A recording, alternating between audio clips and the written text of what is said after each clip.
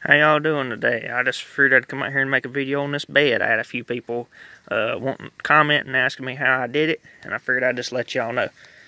Now this is that plastic decking wood you can get at Lowe's. I think it's like $12 a board or something like that. It ain't very expensive. You can get it in like 8-foot, 12-foot sections. Now there's two different kinds. I figured I would let you guys know this. There's two different kinds. I got the plain Jane, like, it looks like a piece of decking wood, basically. There's no, like, there's two kinds. There's one that has, like, a groove in the side, and then there's one that has, like, it's just plain, which is what I've got here, just plain. So it don't have the groove in the side. You don't want the groove in the side, because if you have the groove in the side, it's going to throw off your strips. So, basically, I don't know how I did it, to be honest with you. I just sort of measured stuff and just started throwing it in here, and I got it to work. Like, and it worked out pretty good too. I've got this board right here. It does the majority of the holding. You know, it's got the actual bed hold down bolts in it.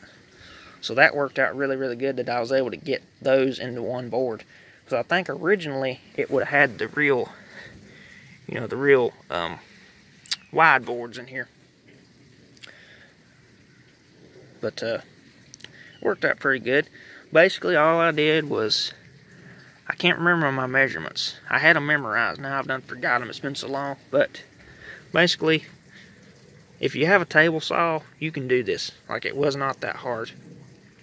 Basically, I just, you know, kind of like, I got my bed sitting on horses. I put the strips back in it. Underneath here, the actual braces. I put the braces back in it. And then I laid my boards in there and just sort of kind of figured it out by that. And I didn't leave much of a gap. I left just enough to put the 1/4-20s in between the boards. So that it's a very, very tight gap. And then the one in the middle, I actually set it in there and it tightened the rest of them up with the strip. So this bed's very, very tight because the strips are taking up that extra play.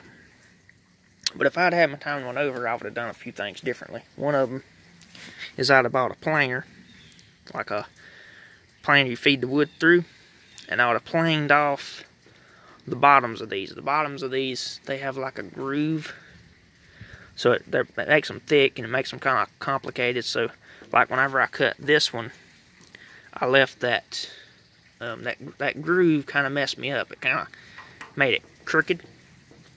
So if I would have run it through a planer and kind of like shaved this off, see how thick that is compared to this, it's kind of like raised up.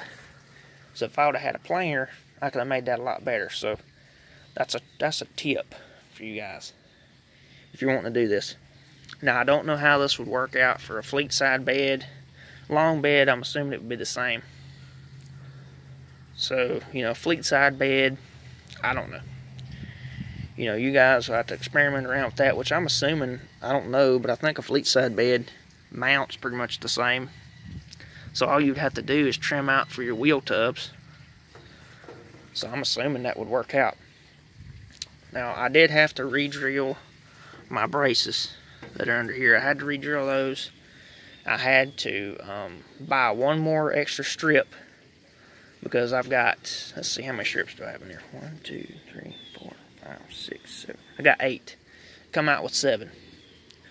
So if you buy the strip kit, it's only going to give you 7, and you need 8 to do this. So, yeah, it worked out pretty good, and this is going to last for a long, long time. You know, it's going to take years for this to, you know, go away, which I don't think it ever will, because this stuff's made to be outside. So, you know, if it's made to be outside for 10, 20 years, then I know it's going to last being a garage kept vehicle. You know, it's pretty solid. You can put some stuff back here, and one good thing about it is you can go to Lowe's and buy this and put it right back if it breaks or whatever. And the strips are stainless, so they're not going to rust. They're not going to give you any trouble. They might get scratched or bent, but they won't, you know, they won't rot away. But yeah, it worked out pretty good. I'm pretty pleased with it. It took a lot of time. It took me about 2 days to come up with this. You know, working on it all day long. It took me about 2 days to fix this and figure this out. And basically I just covered the original angles up with them stainless steel covers, which that worked out pretty good because the original ones looked pretty bad. So I just covered them up with the stainless steel covers. But yeah, I had to buy a few extra bolts and I had to buy one more strip. But other than that, it worked out wonderfully. But yeah, like I said, I would definitely consider getting a planer and taking off probably about a quarter of the board. Shave about a quarter of that board off. So that way, you know, whenever you set your strips, they'll be all flush. I had to set mine kind of deep to where my bolts would tighten up and everything. Which, you know, you could get longer bolts at a hardware store or something, but you know, why go through all that trouble when you can just order a kit and you're done? But yeah, worked out pretty good. I hope this was helpful for somebody. If it wasn't, please leave me a comment and I'll try to either make another video or help answer your question. I don't know. But hopefully this was helpful.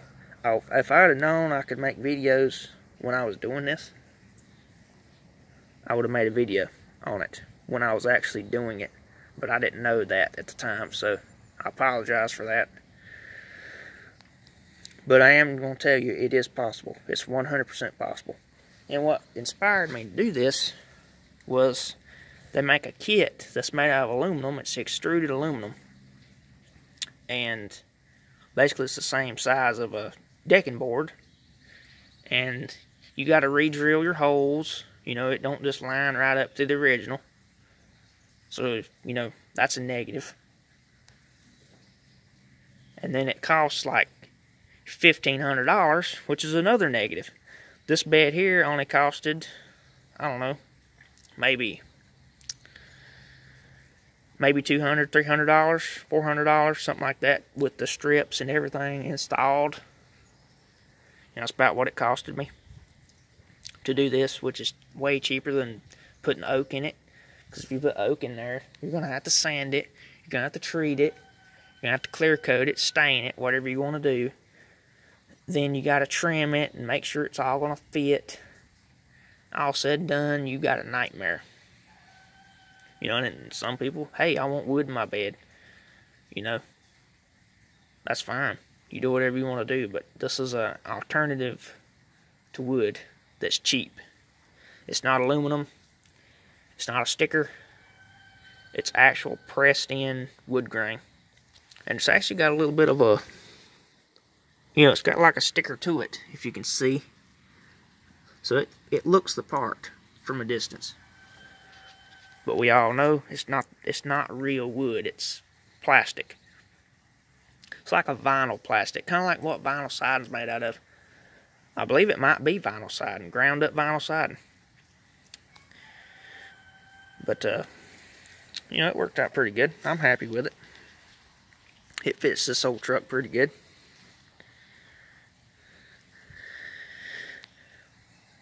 Well, I hope you guys enjoyed the video. I'll talk to you sometime later. Bye-bye.